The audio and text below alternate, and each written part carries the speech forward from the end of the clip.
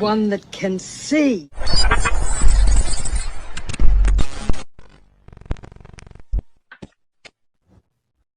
Our emoji demon sigil saga continues.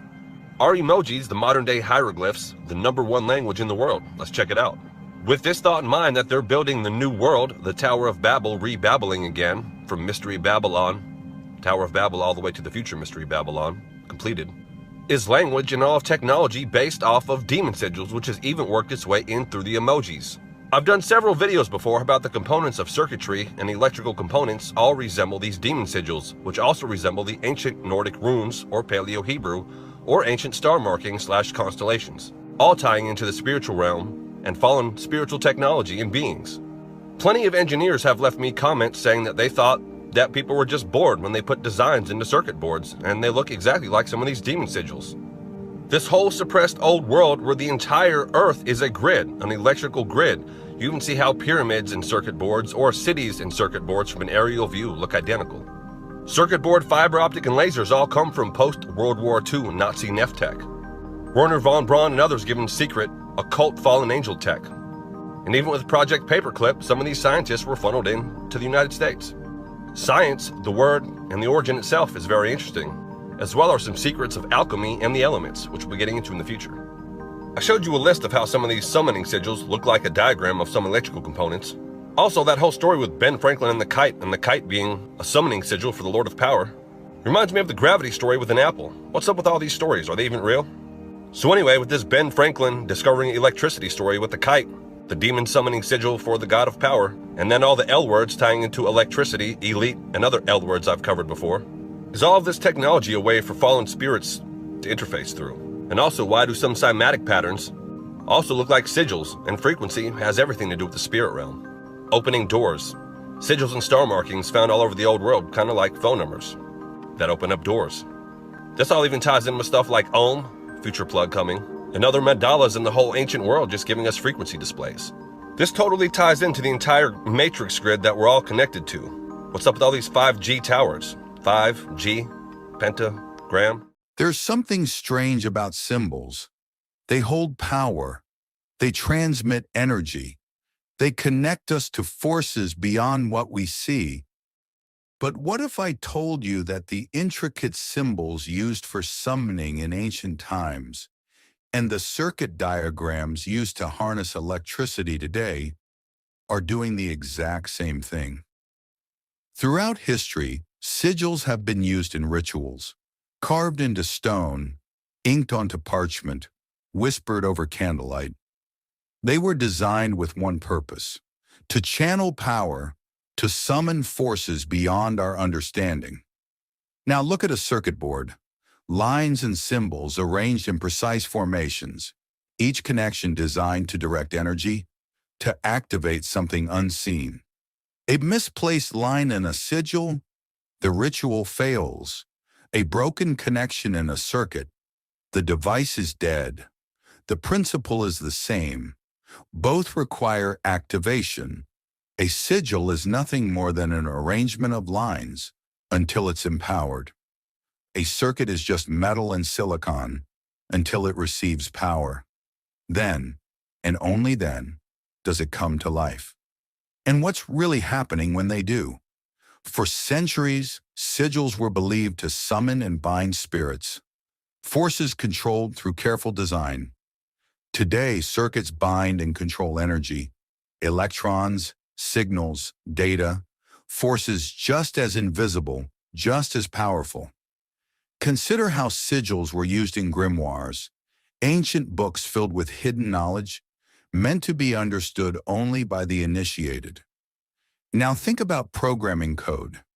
Cryptic symbols, complex sequences, requiring knowledge to decipher, to wield properly. Hackers, coders, engineers, are they the new occultists, writing their own digital spells, summoning information, bending reality with carefully crafted sequences of symbols? Maybe magic never disappeared. Maybe it just changed form. Words reveal connections we don't always see. Sigil, signal. Both symbols of transmission, both designed to send energy from one place to another. Demon, Demon. One, a supernatural entity, unseen, influencing reality.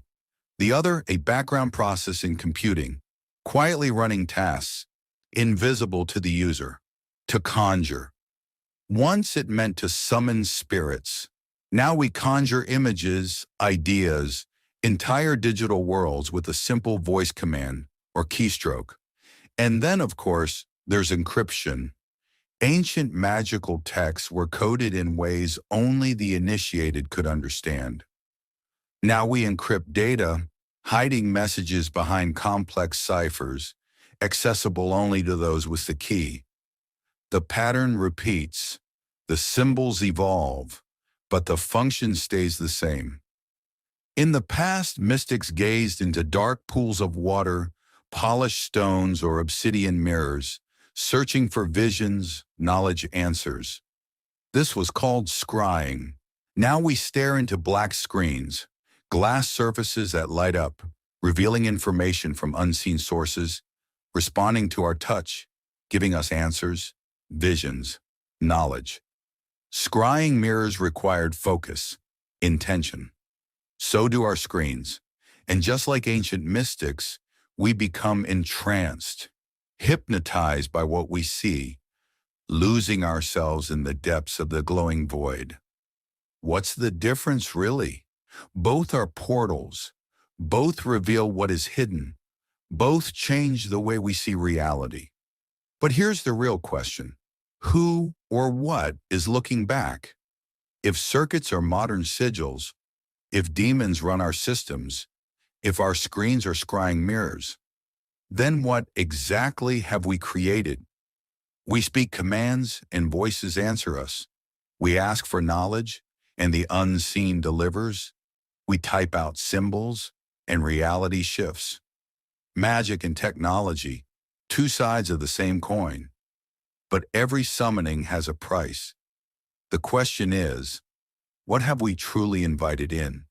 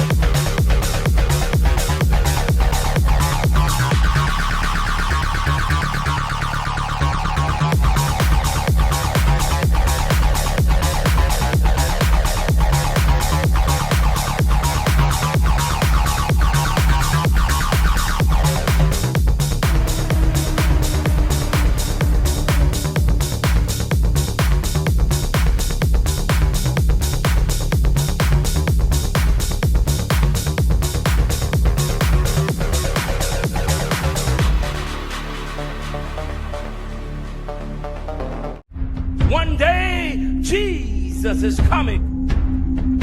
You may be at church. You may be at work. You may be asleep. God grant that you will be ready when he makes his personal appearance. My God.